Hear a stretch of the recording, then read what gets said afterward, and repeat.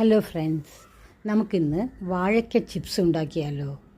അതിന് 4 വാഴയ്ക്ക, ഏത്തൻ വാഴയ്ക്ക വാങ്ങി അതിൻ്റെ സ്കിന്നെല്ലാം റിമൂവ് ചെയ്ത് ഗ്രേറ്റർ ഉപയോഗിച്ച് ഇതുപോലെ സ്ലൈസസ് ആയിട്ട് നമ്മൾ കട്ട് ചെയ്ത് എടുക്കണം. ഒരു ചീനച്ചട്ടി അടുപ്പിൽ വെച്ച് 300 മില്ലി വെളിച്ചെണ്ണ ഒഴിച്ച് കുറച്ചേ ഇട്ട് നമുക്ക് ഇതിനെ വറുത്തെടുക്കാം. ആവശ്യത്തിനായതുകൊണ്ട് നമുക്ക് കുറച്ച് എണ്ണയിൽ നമുക്ക് 4-5 പ്രാവശ്യമായിട്ട് വറുത്തെടുക്കാം.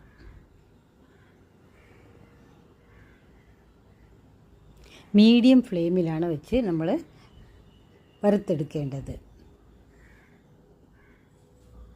അല്ലെന്നുണ്ടെങ്കിൽ കരിഞ്ഞു പോകും. നന്നായിട്ട് വറുത്ത് ഇനി നമുക്ക് ഒരു പാത്രത്തിലേക്ക് മാറ്റിയിട്ട് ബാക്കിയുള്ളതും കൂടെ ഇതുപോലെ നമുക്ക് വറുത്ത് കോരി വയ്ക്കാം. ഇത്രയും ചിപ്സ് കിട്ടി. ഇനി നമുക്ക് ഇതിൽ ആവശ്യത്തിനുള്ള ഉപ്പും മുളക് പൊടിയും കൂടെ നമുക്ക് ചേർത്ത് നന്നായിട്ട് മിക്സ് ചെയ്യണം.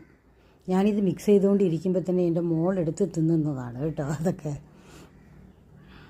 അവൾക്ക് ഭയങ്കര ഇഷ്ടമാണ്, അതുകൊണ്ടാണ്. മുളക് പൊടിയും ഉപ്പും നന്നായിട്ട് മിക്സ് ചെയ്യണേ. വെരി ടേസ്റ്റിയാണ് കേട്ടോ ഈ ചിപ്സ്. അപ്പം ചുക്ക് കാപ്പിയും വാഴയ്ക്ക ചിപ്സും അതുപോലെ കൊഴുക്കട്ടയാണ്. ഇതുപോലെ നിങ്ങൾ ഉണ്ടാക്കി നോക്കണേ, നന്നായിരിക്കും കേട്ടോ.